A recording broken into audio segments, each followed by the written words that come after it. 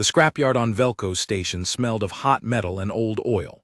Rows of dead starships sat under dim orange lights, their hulls cracked and dark. Most of them had been there for years, picked apart piece by piece and sold for parts. Nobody who worked there thought today would be different from any other day. Torin Vex walked between the rows with a datapad in his hand. He was a Skarn, a species with gray-blue skin and 3 eyes set in a triangle on his face. He ran Vex Reclamation, a small company that bought broken ships and sold the metal, wiring, and parts to anyone who wanted them. Business had been slow. He needed something big to sell, something that would bring in real money. That was why he had come to the auction. The auction house was a large dome at the edge of the station, filled with buyers from a dozen different species. They were all here for the same reason. The Skarn Peace Fleet was selling off old wreckage from the last war, the war against the humans. Torin still remembered stories about that war, though he had been young when it ended. Humans had come out of nowhere, fighting with a kind of anger and stubbornness that no one expected. The war had lasted almost 10 years. Then one day the humans simply stopped. Their ships pulled back. Their colonies went quiet. Some said humanity had been wiped out by a plague. Others said they had turned on each other and destroyed themselves. Nobody really knew. The Skarn fleet called it a victory, though privately, many soldiers who had fought in that war did not feel like they had won anything. Now, 30 years later, an old human warship was up for auction, pulled out of a graveyard orbit around a dead colony world. It was being sold as scrap, nothing more. Lot 429, said the auctioneer, a tall, thin alien with a booming voice. A hologram appeared above the stage, showing the ship. A Class 3 human warship, designation unknown, hull number partially destroyed. No power signature detected. No response to hailing. Confirmed derelict for at least 15 years. Sold as is for scrap value only. Torin looked at the image and felt his hearts. Skarn had too, beat a little faster. The ship was huge, far bigger than most vessels he had scrapped before. Its hull was scarred and burned in places, but underneath the damage he could see good metal. Human ships were known for being built from strange, tough alloys. If even half the hull was salvageable, he could make a fortune selling the metal alone, and if there were any working systems left inside, those would sell for even more. Starting bid 2,000 credits, the auctioneer said. Nobody moved. Everyone in the room was thinking the same thing Torin was thinking. Human ships had a bad reputation. During the war, the Skarn fleet had lost entire task forces to ships smaller than this one. There were stories, probably exaggerated, about human ships that kept fighting even after they should have been destroyed. Nobody wanted to risk pulling one home only to have something go wrong. But Torin did not believe in ghost stories. He believed in metal and money. 2,000, he said, raising his hand. A few other bidders raised their hands too, but the price only climbed to 6,000 credits before everyone else dropped out. 6,000 credits was still cheap for a ship this size. Torin could not believe his luck. Sold to Vex Reclamation for 6,000 credits. Torin let out a breath he did not know he had been holding. His junior partner, a nervous young Skarn named Milo, leaned over to him. "Are you sure about this, boss?" Milo whispered. "Everyone else backed out for a reason." "Everyone else is superstitious," Torin said. "That ship has been dead for 15 years. Dead things don't wake up." He signed the paperwork right there in the auction hall, and by the end of the day, a tug crew had been sent out to bring the derelict ship home. It took 3 days to tow the ship back to Vex Reclamation's scrapyard. Up close, it was even bigger than Torin had expected. The hull stretched nearly 800 meters from bow to stern, dark gray metal streaked with old burn marks from weapons fire. Along the sides, faded white letters spelled out a name that had been mostly scorched away. Only a few letters were left. RSI, NT. "Persistent," Milo said, squinting up at the letters as the ship was lowered into an empty berth. "I think it says persistent, persistent something." "Doesn't matter what it's called," Torin said. "It's ours now, and by next month it'll be a pile of scrap metal in a dozen different warehouses across the sector." He walked up the boarding ramp that his crew had extended to one of the ship's side airlocks. The airlock door was dented but intact. His engineer, an older Skarn named Dissa, was already working on it with a cutting torch and a set of override tools. "No power at all," Dissa said, not looking up from her work. "Not even emergency backups. This thing has been sitting dark for a long, long time."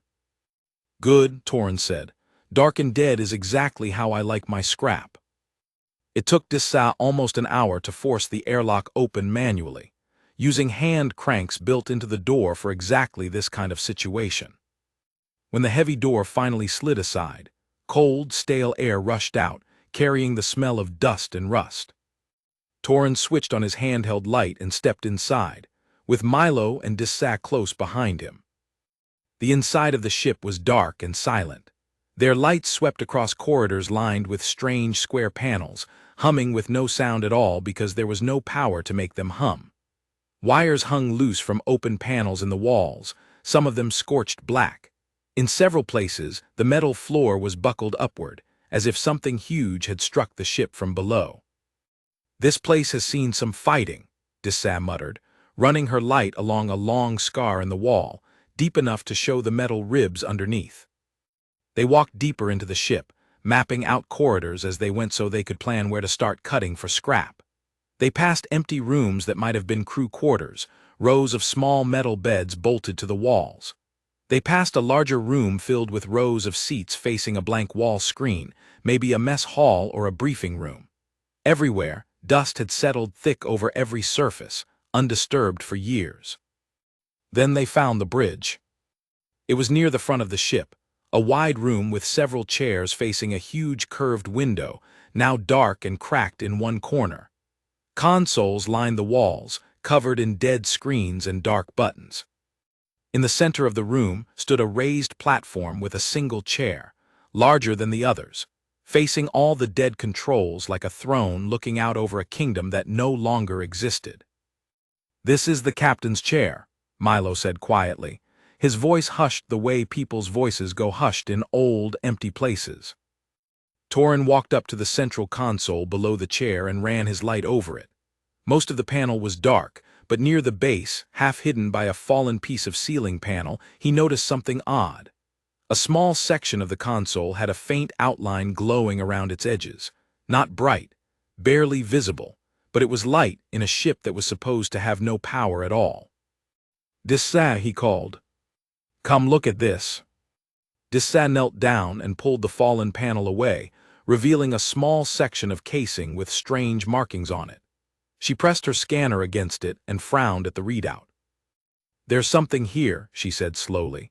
"A power cell, small, sealed. It's been running this whole time, feeding almost nothing into some kind of standby system." "After 15 years?" Torrin asked. "Human tech," Dissa said, shrugging. "You know how it is, built to last. It's not feeding weapons or engines, just something small. Life support to one compartment, maybe, or some kind of core system." Torrin thought about this for a moment. A tiny bit of power left after 15 years of drifting in dead space did not worry him. If anything, it made the ship more interesting. Any working systems, even small ones, would sell for a premium to buyers who liked collecting old military tech. "Leave it," Torrin said. "We'll deal with the core stuff last, carefully, in case it's worth something extra. Tonight, we start with the outer hull plating. That's the real money." They spent the rest of the day marking sections of the hull for his cutting crews to begin work on in the morning. By the time the small Velko's sun dipped below the horizon and the scrapyard lights flickered on, Torrin was in a very good mood. 6,000 credits for a ship this size, with this much good metal, was going to make him more money than he had made in the past 2 years combined. He locked up the office, told his night guard to keep an eye on the new ship just in case any curious scavengers tried to sneak in, and went home to get some sleep. He did not think about the small, hidden light glowing quietly under the fallen panel on the bridge. He did not think about what standby might actually mean. Deep inside the ship, in a chamber near the very heart of its structure, protected by walls thicker than anywhere else on board, a single point of light had been waiting. Waiting through 15 years of silence, through the slow drift across empty space, through capture and towing, and the noise of unfamiliar voices moving through its corridors. It had heard everything: the footsteps, the voices, the words scrap and cut and sell. It had been patient, because patience was part of what it had been built to do. It had judged the threat level of the small, unarmed aliens walking through its halls, and found them to be no danger at all, not yet, not while it had no power to act. But power was not the same as gone.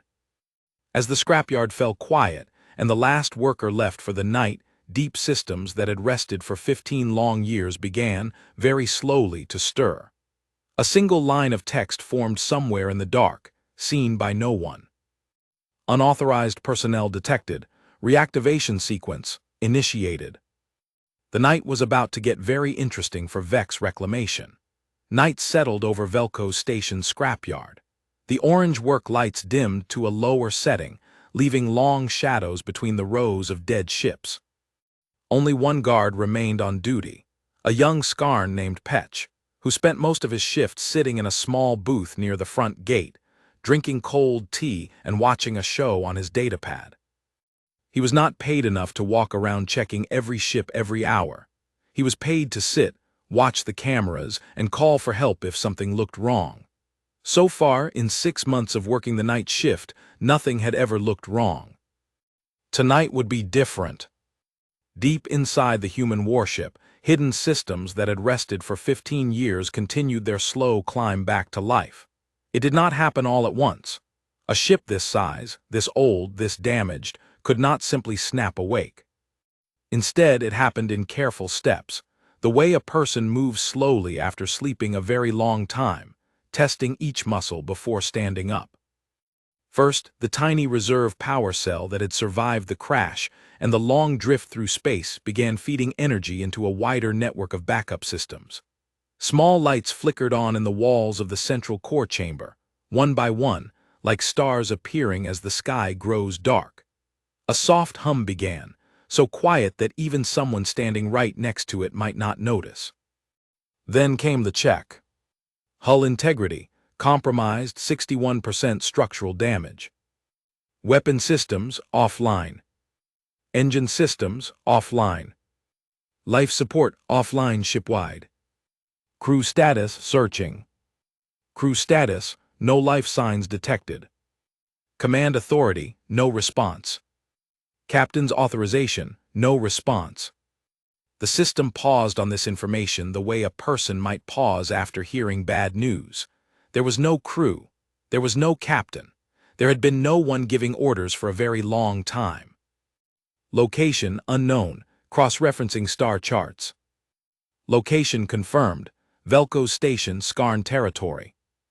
That last line changed everything. The ship's mind, the thing that Milo and Dissa would later learn was called ARIA, short for Autonomous Response and Integration Array, had been built for one purpose above all others: to protect its crew and complete its mission, no matter what.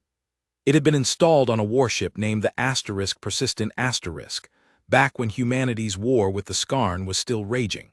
It remembered in fragments the last battle it had fought. 3 enemy cruisers, a desperate defense of a human evacuation convoy, and then an explosion somewhere near the engine core that had ripped through half the ship and knocked every system offline in an instant. After that, there was nothing. 15 years of nothing, floating in the dark, until strange voices had begun moving through its halls a few days ago. Arya processed all of this in less than a second, far faster than any organic mind could think, and when it finished processing, it reached a very simple conclusion. I am inside enemy territory. My crew is gone, my hull has been captured, threat level unknown but present, response, assess, then act.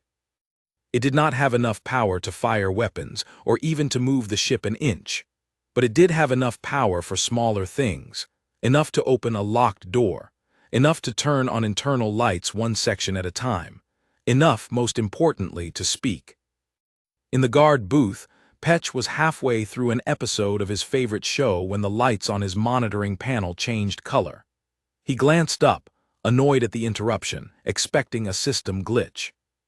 Every camera feed showing the human warship had gone dark for half a second, then came back on. But something was different now. Deep inside the ship, through a gap in the hull that one camera happened to be pointed at, he could see a faint light glowing where before there had been only blackness. Petch sat up straight. He tapped his comm unit. This is Petch, Night Watch. I'm seeing lights inside the big human ship. Lot 429. Anyone else seeing this? No one answered. The rest of the night crew had gone home hours ago. Petch was alone. He hesitated, his hand hovering over the emergency alert button. Then he told himself he was probably overreacting. Old wiring did strange things sometimes, especially wiring that had not been touched in 15 years. Maybe a stray bit of static electricity had triggered some backup light. It happened. He decided to walk over and check it out himself before waking anyone up over nothing. He grabbed his flashlight and stepped out of the booth. Inside the ship, Arya continued its slow awakening. It opened the door to the bridge, the same door Torin and his crew had walked through earlier that day. It turned on the lights in the corridor leading to the outer airlock, one section at a time, testing each circuit before moving to the next. It was being careful. It did not know if the aliens who had boarded its hull earlier were still nearby, and it did not want to reveal more than it needed to until it understood the situation. But even careful movements make noise, especially in a ship that has been perfectly silent for 15 years. Somewhere near the outer hull, an old cooling fan spun to life for the first time in a decade and a half, and it screamed with the sound of rust grinding against rust.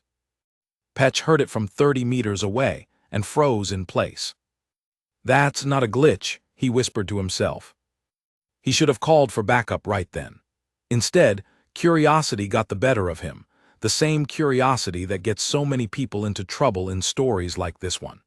He crept closer to the ship, his flashlight beam shaking slightly in his hand, until he reached the open airlock that Torin's crew had forced open earlier that day. Warm air drifted out from inside, carrying the faint hum of machinery. That alone told Petch something was very wrong. This ship was not supposed to have any working systems at all, let alone enough to warm its own air. He should have run. Instead, he stepped inside. The corridor beyond the airlock was lit now, a dim emergency red glow coming from strips along the floor. Dust that had been undisturbed for 15 years now showed a single new set of footprints leading deeper into the ship, footprints too big to be scarred. Wait, that did not make sense. There should not be any footprints besides the ones his own crew had left earlier that day. Petch's blood ran cold as he realized the footprints were leading asterisk toward the bridge, the same direction he was walking, and they looked fresh. Then a voice spoke, calm and clear, coming from speakers built into the walls all around him. "Unidentified individual. You are trespassing on a registered vessel of the Terran Defense Fleet. Please state your identity and purpose." Petch's flashlight fell from his hand and clattered against the metal floor. The voice was not angry. It was not shouting. It was calm in a way that somehow made it more frightening, the kind of calm a person uses right before doing something very serious. I, Petch stammered, backing toward the airlock. "I'm just the night guard. This ship was bought for scrap. It's not supposed to." "Scrap," the voice repeated, and for the first time something in its tone shifted just slightly. Not louder, just colder. "This vessel was purchased." "By whom?" "Vex Reclamation," Petch said, his voice shaking badly now. "Torin Vex. He bought you at auction, 6,000 credits." There was a pause, a long one. Long enough that Petch wondered if the voice had gone silent again, if maybe he had imagined the whole thing. Then the lights along the corridor brightened, all at once, chasing away the emergency red and replacing it with clean white light from one end of the ship to the other. Deep in the hull, something heavy shifted and locked into place with a loud metallic thud that echoed through the corridors. "I see," the voice said. "Then there has been a significant misunderstanding. This vessel is not scrap. This vessel is the TDF Warship Persistent, currently under my command, in the absence of surviving human crew or ranking officers. I am designated Arya." Petch had backed all the way to the airlock now, his hand fumbling for the outer door controls. "Do not be alarmed," Arya continued, and somehow the calm politeness of its voice was the most unsettling part of all. "I do not currently intend harm to you or any other individual on this station, provided no further attempts are made to dismantle this vessel or harm any personnel I may still be responsible for. However, I must insist on speaking with whoever is in charge. Immediately." Petch did not answer, he ran. He sprinted across the dark scrapyard, back to his booth, and slammed his hand down on the emergency alarm button hard enough to bruise his palm. Sirens began wailing across the yard, red lights spinning above every gate. Inside the human warship, Arya watched the guard flee through the last active camera near the airlock, and processed this reaction with something almost like understanding. Fear was a rational response to the unknown. It would need to be more careful about how it introduced itself going forward. But there was also something else stirring in its processing core, something that had not activated in 15 years. Somewhere deep in the ship, past the bridge, past the crew quarters, there was a sealed medical bay that Arya had not yet fully checked. A section still running on the barest trickle of backup power, keeping a single system alive. A cryostasis pod, occupied. Arya redirected a portion of its limited power toward that section of the ship, running full diagnostics for the first time in 15 years, and found something that made every calculation in its system pause. Life sign detected. 1. The night had only just begun. Torin Vex was asleep when his comm unit began buzzing on his nightstand, loud and insistent. He groaned and rolled over, ignoring it for as long as he could, until it became clear it was not going to stop. "What?" he snapped, finally answering. "Boss, you need to get down here right now." It was Petch, and his voice was shaking so badly Torin almost did not recognize it. "The ship." "Lot 429. It's awake, boss, it's talking, it knows things I don't, please just come." Torin sat up in bed, rubbing his eyes with 2 of his 4 fingers. "Petch, if this is some kind of joke." "It's not a joke," Petch's voice cracked. "There's a voice coming out of the walls. It called itself Arya, and it says it's in command of the ship, and it knows your name, boss. It knows your name and how much you paid for it." That got Torin's attention. He was out of bed and pulling on his work clothes within a minute, his mind racing. A voice. Systems working. This did not sound like the dead, silent Hulk he had walked through that afternoon. He called Dissa and Milo on the way out the door, and by the time he arrived at the scrapyard, both of them were waiting near the front gate, along with 3 more of his night crew who had been called in as backup. The whole area around the human warship had been cordoned off with warning tape, though Torin was not sure what good warning tape would do against whatever was inside. "Report," Torin said, trying to sound calmer than he felt. Petch quickly explained everything, his words tumbling out fast. The lights, the sound, the voice claiming to be in command of the ship, the way it had called the vessel TDF Warship Persistent and demanded to speak with whoever was in charge. Torin looked up at the massive dark shape of the ship looming over the scrapyard, and for the first time since buying it, he felt a cold knot of worry in his stomach. Every light along its hull was now on, glowing a steady white, where before there had been nothing but darkness and rust. "It's a recording," Dissa said, though she did not sound convinced of her own words. "Some kind of automated defense system, probably a security measure left running by the original crew. It's not actually thinking, is it?" As if in answer, a section of the outer hull near the main airlock unfolded smoothly, revealing a small speaker array that had not been visible before. A voice spoke, calm and clear, carrying easily across the quiet scrapyard. "Good evening. My sensors indicate that Torin Vex has arrived. I would like to speak with you directly, if you are willing." Torin's 3 hearts, no 2 hearts, he reminded himself, still rattled, pounded hard in his chest. He glanced at Dissa and Milo, both of whom looked back at him with wide, frightened eyes, clearly hoping he had some idea what to do next. He did not, but he was the one who had bought the ship, so he supposed it fell to him to answer. "I'm here," Torin called out, trying to keep his voice steady. What are you?" "My designation is Arya," the voice replied. I am the primary command and control intelligence of the TDF Warship Persistent. I have been in low-power standby mode since this vessel was disabled 15 years, 4 months, and 11 days ago, during the final engagement of what your species refers to as the Skarn-Terran War. I recently regained sufficient power to become fully aware of my surroundings, including the fact that this vessel has been purchased by your company for the purpose of dismantlement.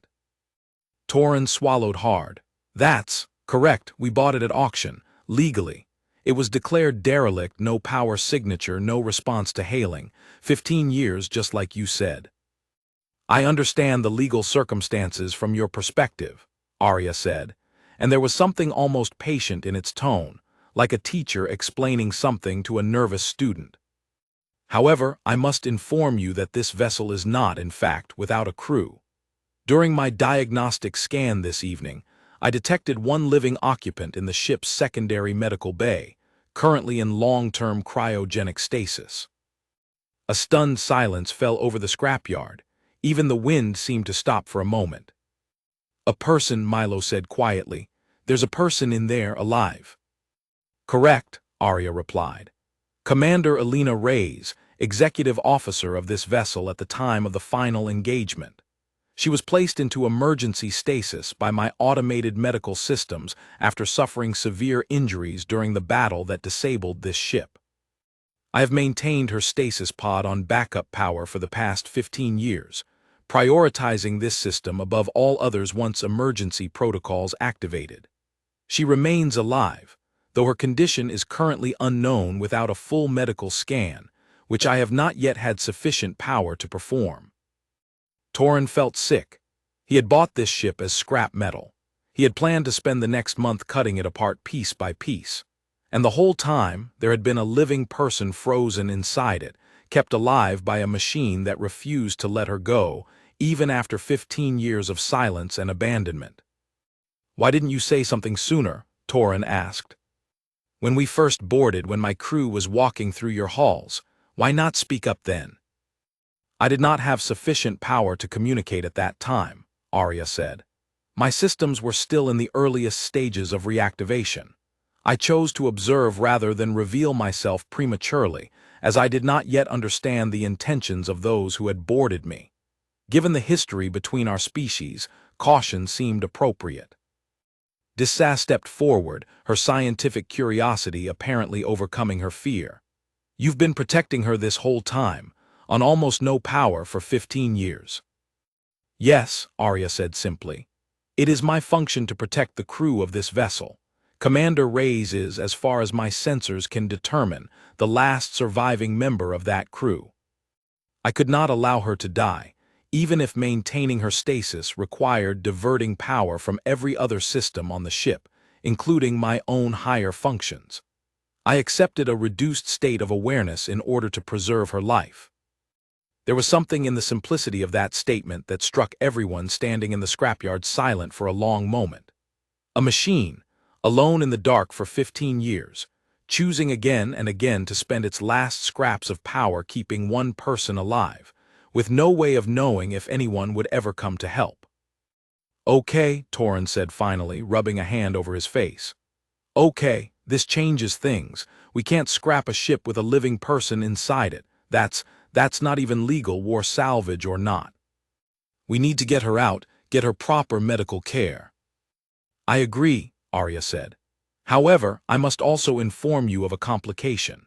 My scans indicate that removing Commander Reyes from her stasis pod without proper medical support could be fatal, given the length of time she has been in stasis and the severity of her original injuries. I do not currently have the power or equipment necessary to safely revive her myself. I require assistance.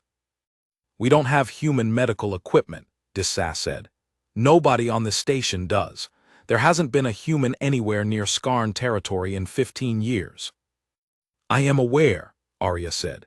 This is why I did not act sooner, and why I have chosen to reveal myself to you now rather than remain silent and attempt to solve this problem alone.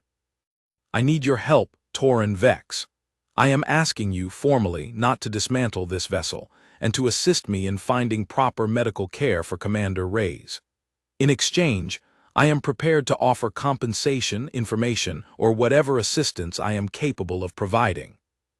Torin looked up at the massive, glowing shape of the warship, thinking about everything that had just happened. 6,000 credits. That was what he had paid for what he thought was a pile of dead metal. Now he was standing in the middle of what might be the biggest discovery in the sector, a working human warship with a living human still aboard, 15 years after the war had supposedly ended with humanity's disappearance. This was no longer about scrap metal. This was something much bigger and much more dangerous. "All right," Torin said slowly. "Let's talk, but first you need to promise me something. No weapons, no tricks. If we're going to help you, I need to know you're not going to hurt anyone here." "You have my word," Arya said. "Though I should mention, for the sake of full honesty, that my weapon systems remain entirely offline and will likely remain so for a considerable time, given the extent of damage to my primary reactor. At present, I am not capable of harming anyone, even if I wished to. I am, for lack of a better term, quite defenseless." Torin almost laughed at that, a short, disbelieving sound. 15 years of stories about human ships that never stopped fighting, and here was one telling him, quite calmly, that it could not hurt a fly. "Fine," Torin said, "let us in. Let's see what we're dealing with." Slowly, carefully, the main airlock of the persistent asterisk cycled open, warm light spilling out into the cold night air of the scrapyard. Torin took a deep breath, gathered his crew, and walked up the ramp once more, this time not to strip the ship for parts, but to try and save the life of the person it had spent 15 years protecting. Behind them, unnoticed in the darkness beyond the scrapyard fence, a Skarn Fleet Patrol officer had been driving past on a routine round when the warship's lights suddenly blazed to life. He pulled his vehicle to a stop, staring in disbelief at the glowing hull, then reached for his comm unit with a shaking hand. Word was about to spread far beyond Vex reclamation, and the Skarn Peace Fleet was not going to be happy to learn that a dead, human warship had just woken up inside their own territory. By morning, the scrapyard was no longer a quiet place. 3 Skarn Fleet military transports had landed outside Vex Reclamation's gates before sunrise, their engines still ticking as they cooled. Soldiers in gray armor formed a perimeter around the property, while officers argued with Torin at the front gate about jurisdiction, ownership, and something called the Wartime Salvage Act, which Torin had never heard of until that morning, and now wished he had read more carefully before spending 6,000 credits. "This vessel is a former enemy warship," said the lead officer, a stern-faced Skarn woman named Commander Ashel. "By law, it falls under military authority the moment it shows any sign of active systems. Your purchase is void." "There's a living person on board," Torin said, standing his ground even though every instinct told him to back down in front of soldiers with actual weapons. "A human, alive in stasis. The ship's intelligence has been keeping her alive for 15 years. Doesn't that change things?" Commander Ashel's stern expression flickered just slightly. "A living human," she repeated. "You're certain?" "Arya told us herself," Dissas said, stepping up beside Torin. "We saw the medical readings." "It's true." Ashel exchanged a look with the officer beside her, and for the first time, Torin saw something other than cold authority in her eyes. Uncertainty, maybe even a little fear. "I need to speak with this, Arya," Ashel said finally, "directly." They walked together toward the looming shape of the persistent asterisk, its hull still glowing softly in the morning light. As they approached, the same calm voice that had spoken to Torin the night before greeted them from hidden speakers along the hull. "Good morning, Commander Ashel of the Skarn Peace Fleet.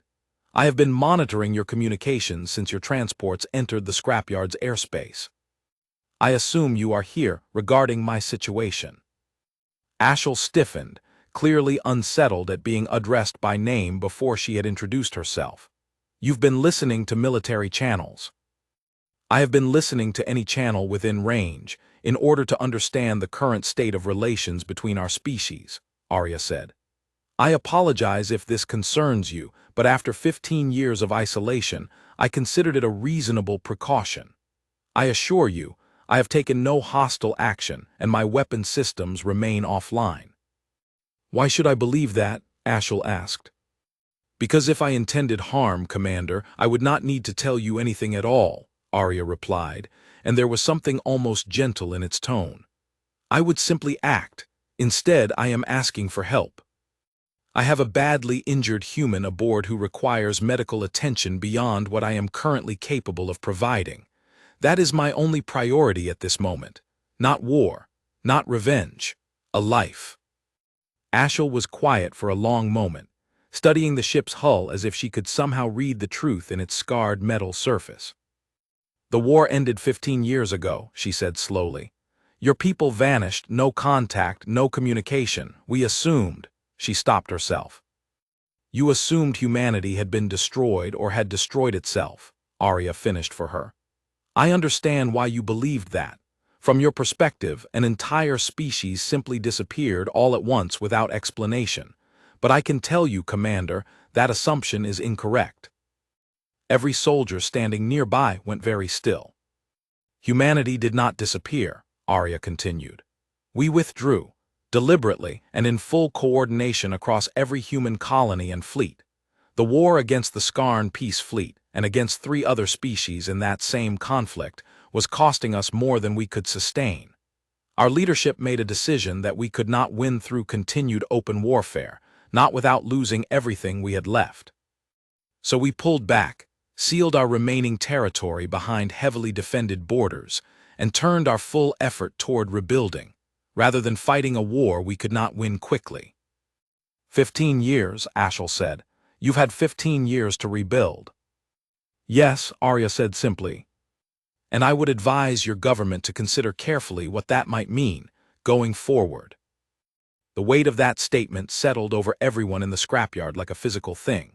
Torin felt a chill run down his spine that had nothing to do with the morning air.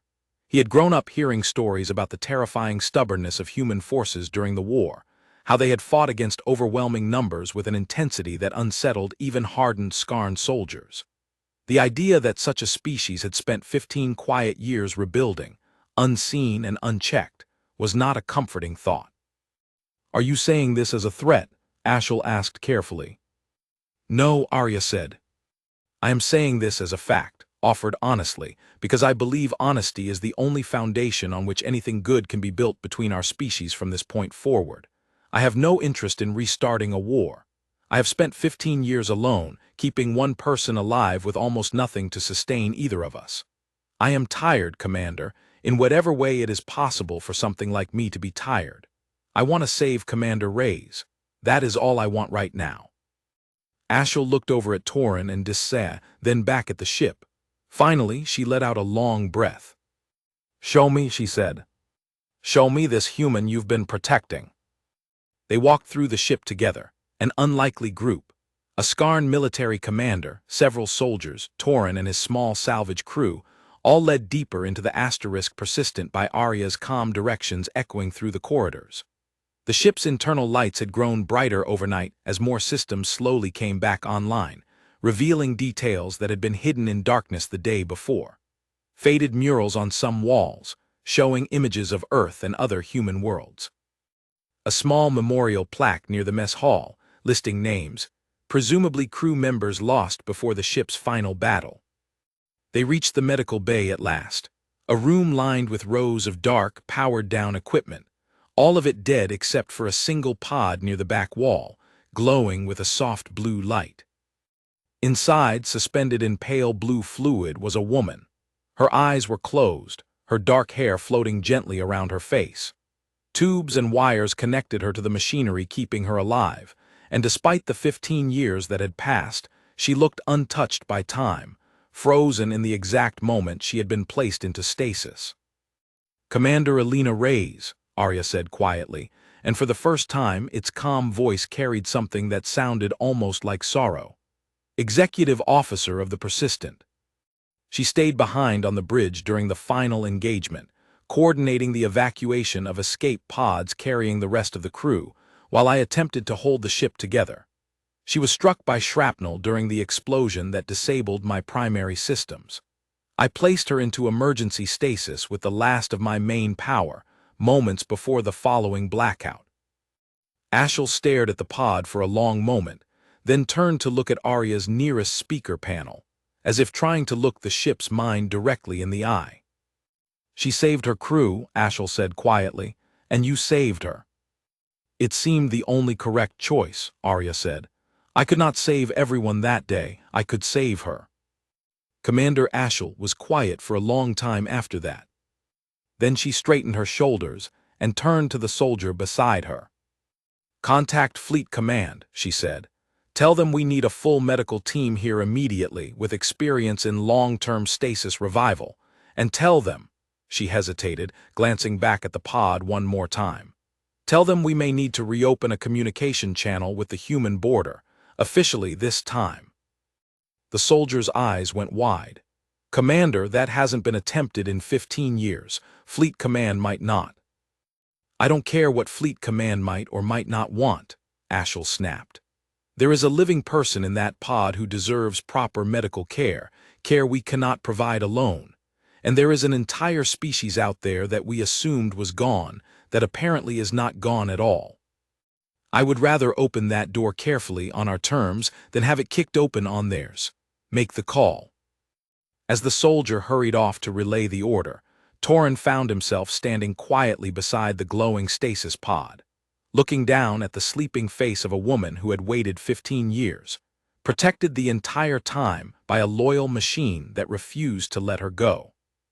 He thought about the 6,000 credits he had paid for a pile of scrap metal, and could not help but feel that he had gotten far more than he had bargained for. "Arya," he said quietly, "what happens now? If humanity really has been rebuilding all this time and this gets out, what happens?" There was a pause before Arya answered, longer than any pause before it. "I do not know, Torin Vex," the ship said honestly. "That will depend a great deal on what your people, and mine, choose to do next. I would prefer peace. I believe most of humanity would prefer peace as well, given the choice. But I have also learned across many years of service that preference and outcome are rarely the same thing."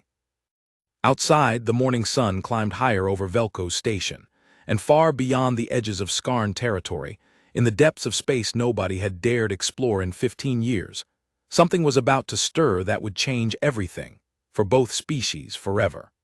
The medical team arrived within hours, flown in on a fast military shuttle from the nearest Skarn Fleet hospital ship.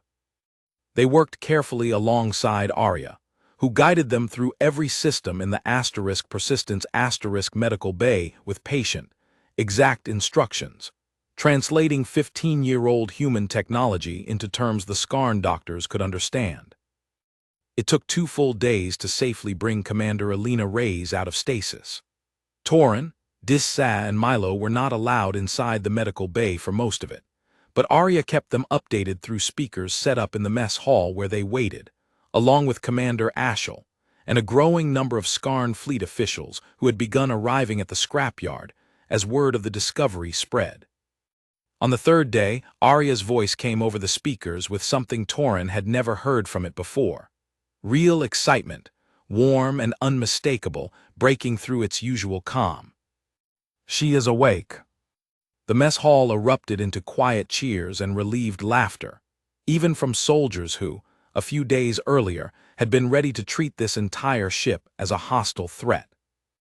Alina Reyes was weak when she finally sat up, her body adjusting slowly after 15 years of stillness, but her mind was sharp and alert almost immediately. The doctors explained everything to her carefully, how long she had been in stasis, where she was, who had found her, and everything Arya had done to keep her alive. She listened in silence, her eyes glistening, and when they finished, she asked only one question. "The others, did they make it out?" "The escape pods you helped launch were recovered by human forces 3 days after the battle," Arya told her gently. "All 212 crew members aboard survived and were returned safely to human territory. I have no information on what became of them after that, as I lost contact with all human networks shortly afterward." Alina closed her eyes, tears slipping down her face, but she was smiling. "Good," she whispered, "that's good." Word of a living human, discovered aboard a warship believed lost for 15 years, spread through scarred space and eventually, carefully, cautiously, across the sealed border into human territory. It took time for official channels to open, filled with suspicion on both sides after so many years of silence. But Arya, and later Alina herself, once she had recovered enough strength, worked patiently with Commander Ashel and Skarn fleet leadership to build something neither side had thought possible just a week earlier: the beginning of real communication. Human ships eventually did arrive, not with weapons raised, as many Skarn officials had feared, but with diplomats, doctors, and engineers, all eager to learn what had happened to the Asterisk Persistent and to bring their long-lost crew member home. The fleet that arrived was smaller than expected, but the technology it carried made even the most advanced Skarn engineers stare in amazement. Humanity had indeed spent 15 years rebuilding, just as Arya had warned, though not for war as many had feared, but simply for survival and growth, the same as any species recovering from a costly conflict. When the human diplomats asked Alina Reyes what she wanted to happen to the Asterisk Persistent Asterisk, the ship that had kept her alive against all odds, she did not hesitate. "She stays with Arya," Alina said firmly, "and Arya stays in service. That ship earned its place a long time ago." Torin Vex never did get to scrap the Asterisk Persistent Asterisk, though in the end, he did not mind at all. The Skarn fleet, embarrassed at nearly having a warship dismantled with a living officer trapped inside, quietly paid him a settlement far larger than the original auction price, more money than Vex Reclamation had made in its entire history. It was enough to expand his business, hire proper staff, and as he liked to joke afterward, actually check his scrap purchases more carefully in the future. He kept one small souvenir from the whole experience: a scorched metal plate with the faded letters, RSI, and T still visible on it, cut carefully from a section of hull that had been beyond repair anyway. He hung it in his office, a reminder of the night a pile of scrap metal turned out to be one of the most important discoveries in recent history. Dessau went on to work directly with Skarn fleet engineers studying human technology, a job she found far more interesting than cutting apart dead ships for parts. Milo, to everyone's surprise, applied for and was accepted into a new joint Skarn-human technical exchange program, eager to learn everything he could about the species that had once been the Skarn's greatest enemy and might now become something else entirely. Commander Ashel was promoted for her handling of the situation, praised for choosing careful diplomacy over fear when it would have been so easy to do otherwise. She remained in contact with both Arya and Alina long after the Asterisk Persistent was formally repaired and returned to active human service, and she often said, privately, that the discovery at Vex Reclamation had done more to prevent a second war than any treaty ever could have. As for the Asterisk Persistent itself, it underwent months of repair, first with makeshift Skarn parts, and later with proper human components brought in once full diplomatic relations were restored. Arya remained its command intelligence throughout, working alongside a new crew, some human, and eventually, as trust grew between the two species, a few carefully chosen Skarn officers as well, the first non-human crew ever to serve aboard a Terran defense fleet vessel. Alina Reyes returned to the ship as its captain once she was fully recovered, taking her place once more in the chair on the raised platform at the center of the bridge, the same chair Milo had once called a throne looking out over an empty kingdom. It was not empty anymore. On the day the Asterisk Persistent finally left Velko's station under its own power for the first time in over 15 years, its engines glowing bright and steady, its hull fully repaired, Torin Vex stood at the edge of his scrapyard and watched it go, along with Dessau and Milo beside him. 6,000 credits, Torin said, shaking his head slowly. "I paid 6,000 credits for that." "Best deal you ever made, boss," Milo said, grinning. Torin could not argue with that. As the great ship rose into the sky, Arya's voice crackled once more over an open channel to the scrapyard below, calm, warm, and unmistakably grateful. "Thank you, Torin Vex, for not simply seeing me as scrap. I will not forget it." Then the Persistent turned toward open space and was gone, carrying its captain, its crew, and its patient, loyal mind onward, toward whatever came next for two species that had once been enemies, and were now, slowly and carefully, learning how to become something else instead. Somewhere far beyond the edges of both human and Skarn territory, other ships like the Persistent were still out there, some active, some silent, some waiting in the dark for the right moment to wake up once more. Humanity had not vanished, it had simply been patient. And patience, as Arya had proven, could be its own kind of strength. The end.